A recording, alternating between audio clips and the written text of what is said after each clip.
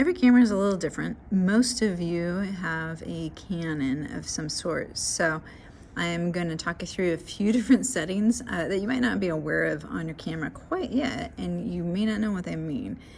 Remember that if you go on Info, you can change how things look.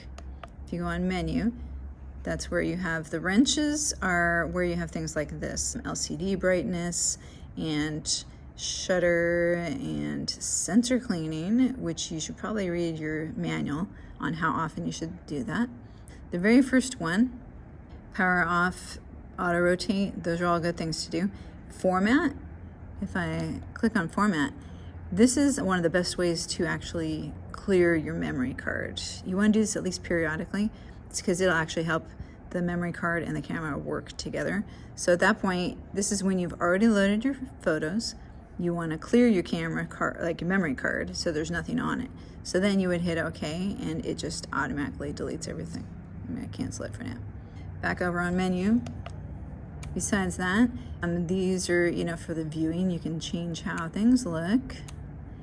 Live view, enable. We're going to talk about live view in a second.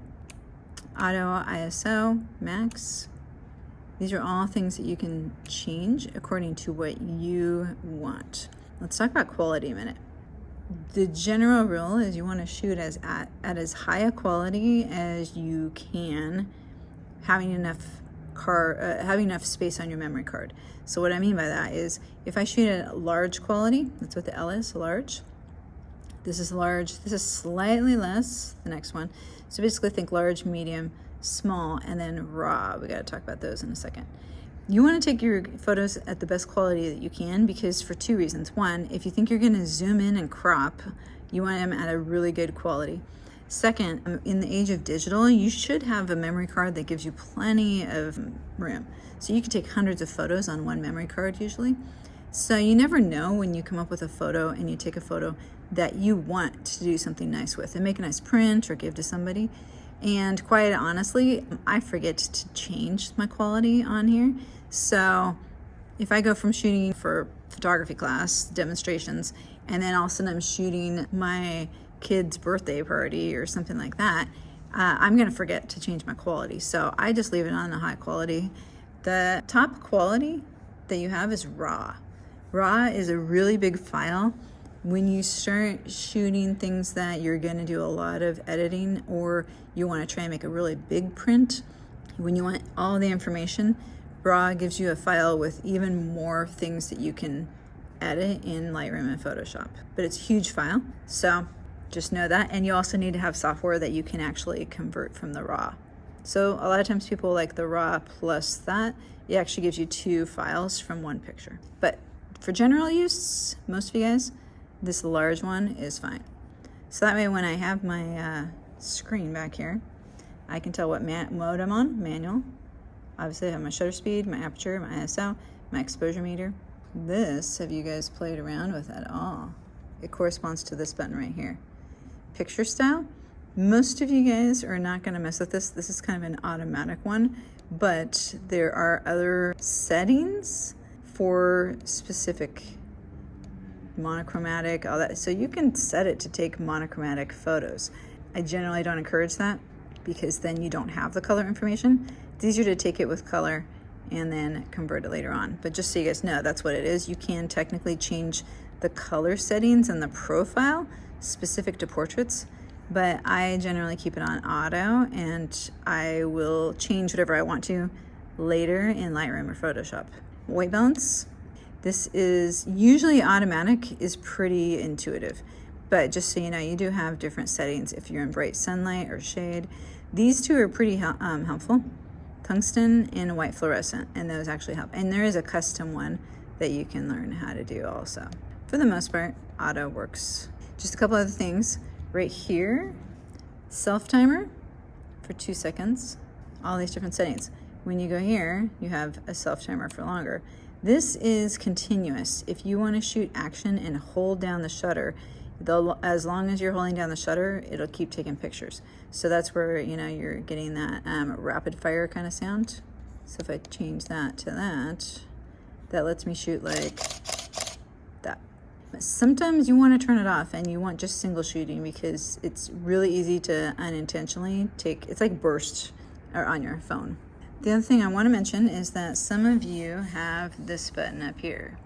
If you have not investigated that, a lot of people just use that for when they switch to video mode on the top. But what this also does is live mode. So right now I can compose my shot without looking through this part. So as I'm changing settings, I'm getting a live view of it.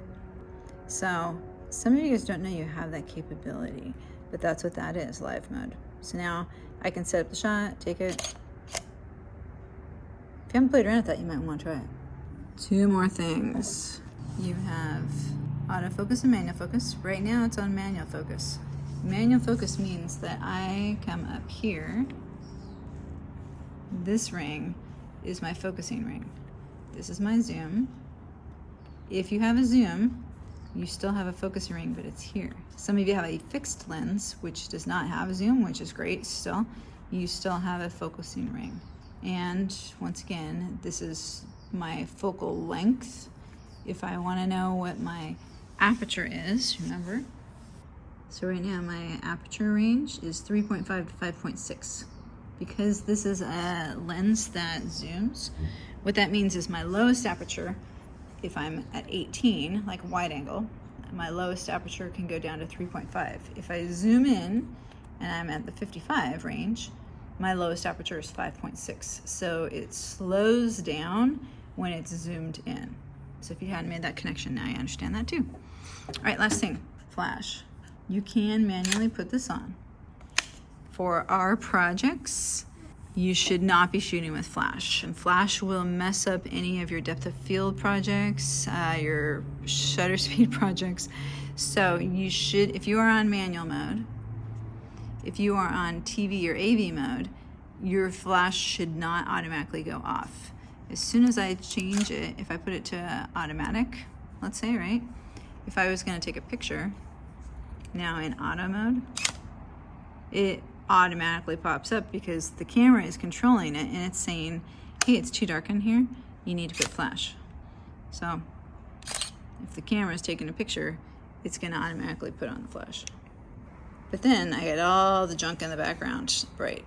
If you're curious on how to put just basic default settings on your camera, and this right here we haven't really talked about too much. This is your metering. It's under menu, and then you have metering mode. So when you click on set, you have different options. Evaluative is the default that most people use. It's basically your camera is evaluating light kind of evenly. Besides that, the one that is helpful sometimes, say I was doing, this skull photo that I've been working with. If I select spot metering, then when I go in here and I'm choosing to meter, wherever I have whatever I have in subject, it's going to evaluate for the light in the middle of the center point, like where the focal point is selected. But most people keep it on evaluative. But if you end up in a really tricky situation, kind of like that skull, if you want to just meter, which means the camera is reading the light, if you want to just have it meter for one spot, then you might want to play around with that spot metering. And besides that, the other thing we haven't really talked about is this. This is your focusing mode. One shot means that it's not going to track action. This one tracks action, but it also locks in once the subject stops. So say you're doing a soccer game, you're tracking somebody going down the field. As soon as they stop to make a move, it locks in, but then as soon as that person starts moving again, it has to shift. So if you're doing action and kind of a default mode, most people leave theirs in this servo mode. So if you're looking at the back of your camera and you're trying to figure out some of these different modes and things like that, then just a couple more things to do. So under AF back here, you may want to try servo, especially if you've been trying to do action. And then besides that, your metering, if you're doing evaluative metering, it should look like that. Try spot metering in tricky situations. Okay, that's it.